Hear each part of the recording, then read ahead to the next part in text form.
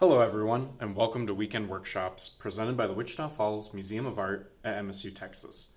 In the tradition of makerspaces, we are here to learn the basics of a new medium and then make it your own. Today, we are going to be focusing on monotypes. One of the characteristics of printmaking is the ability to produce multiples of the same image again and again and again. Today, with monotyping, we're actually going to be exploring the exception to that, where you'll only actually be able to get one image from a plate that you've produced.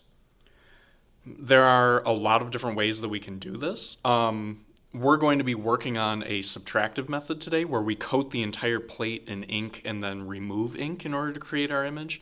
But it definitely is possible to thin your ink a little bit and go in with a brush and then paint a design on. I've just found that it isn't quite as consistent. So this is a process that dates back to the 1600s, and it was probably initially done as a way to kind of sketch out oil paintings in a very, very fast way, but it eventually developed into a process where one could create entire finished, really masterful works of art out of this. So let's talk about some of the materials we're going to be using today. We're just going to be using relief printing ink.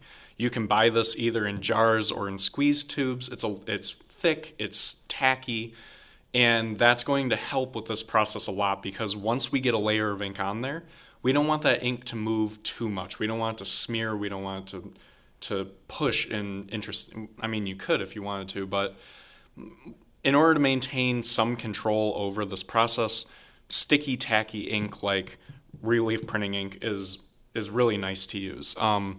I've tried this with acrylic paint and tempera paint as well, and it does work. It's just a lot less controllable, and things squish a lot more.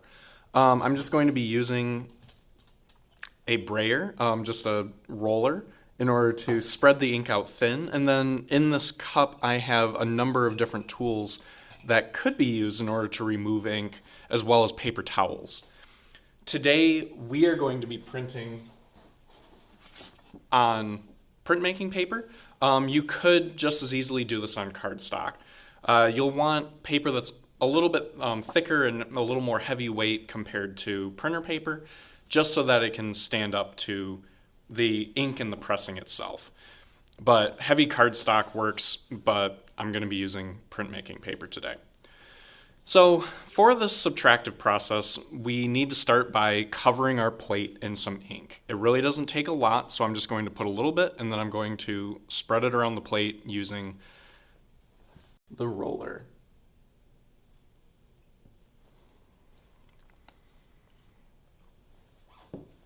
Okay. Just try to get this ink as evenly across the surface as you can.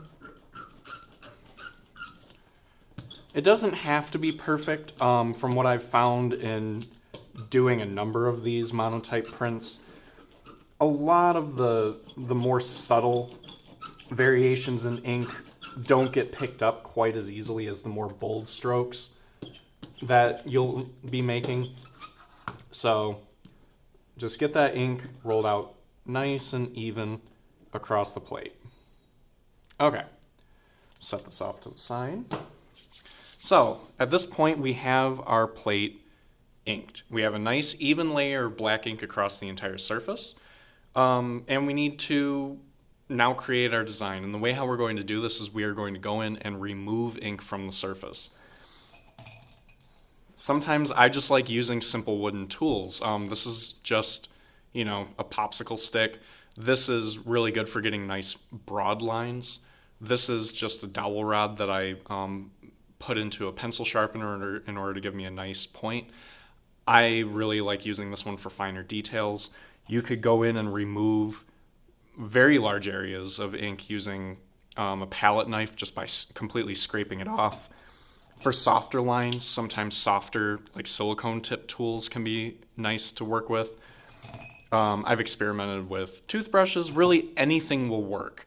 Probably the best thing to remove very, very large areas of ink this started off as just a plate just like that, completely covered in ink, and then I went in with, fine tip tools in order to create these details, and I went in with paper towels in order to completely clear the ink away from these larger areas. So, to demonstrate what that kind of looks like, I'm just going to start drawing into the surface of this plate.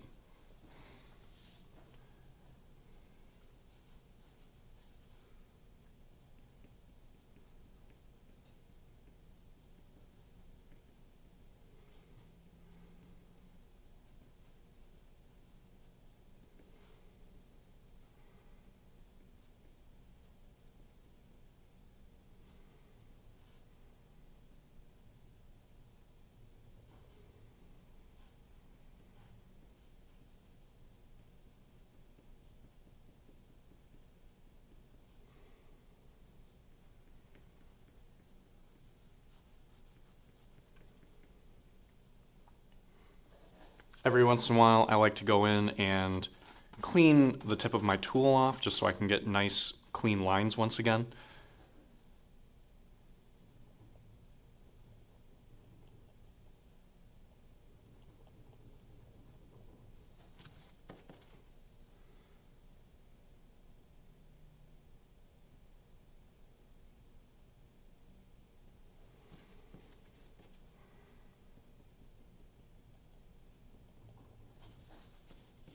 If I wanted to, with an area as broad as the circular area I'm working on in the back, sometimes it can be handy just to go directly in with a paper towel.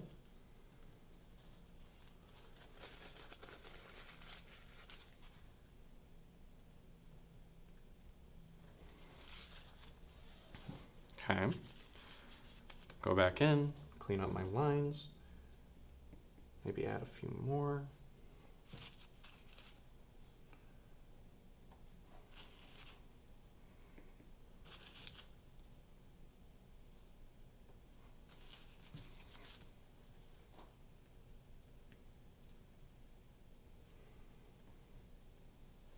Okay, so we've created a drawing into the surface of our plate. Now it is time to transfer our design onto a piece of paper.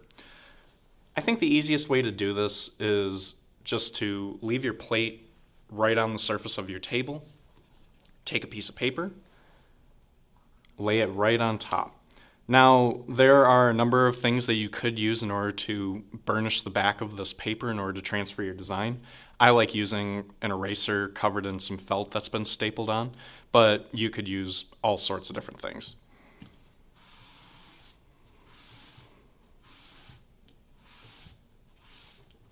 And we will peel it up and see how it turns out. Okay, not bad. Pretty interesting forms we've got going on. One of the reasons why I really like monotypes is because of this textural quality that you can get from it that is really difficult to get from other art-making mediums. Now, like we mentioned earlier, this is really the only full print that you can pull from this plate. But if you like, you can always pull a second print that we call a ghost print off of it, which might be preferable to you. So let's do that. Let's pull a second print. While that ink is still wet, we're just going to lay it right on top. Transfer the ink onto the paper. And let's compare the two. Sometimes the ghost print turns out better. Sometimes the original print is better. It's completely up to you. Okay, so pretty different effect. Definitely more hazy, a little more ghostly. This one's more bold, and it really just depends on what kind of effect you're going for.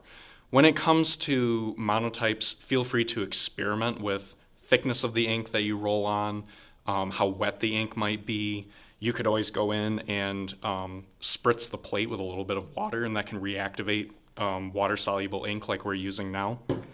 But dive right in and explore this process and experiment with it and see what you can do. Because monotyping can be a lot of fun. This concludes today's lesson. Thank you so much for watching this video. I hope that you enjoyed it, and I will see you next time.